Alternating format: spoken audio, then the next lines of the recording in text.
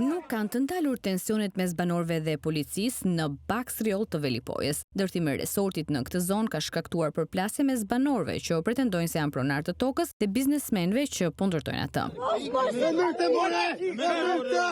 Prej më shumë se 3 javësh banorët kanë qëndruar në zonën ku ndërtohet resorti duke mos u dorëzuar dhe duke kërkuar ndalimin e punimeve. Por ata çdo ditë të protestës së tyre janë ndeshur me policinë e Shkodrës, por edhe me forcat e ndërhyrjes së shpejtë, ku ka pasur përplasje mes tyre. Madje si shihet edhe nga pamjet, njëri prej banorëve gjatë përplasjes me policinë ka humbur ndjenjat, ndërkohë që ata shprehen se do të vijojnë betejën e tyre deri në fund. Citadini Mirina Malsori fjalën, familjen e pronat e vetë nuk i fal edhe ma deri në fund. Të vazhdojmë deri në fund. Janë toka tona. Jo 24 ditë, po do bëhen shumë ditë si na do japin prezencën tonë fizike e me dinitet tonë.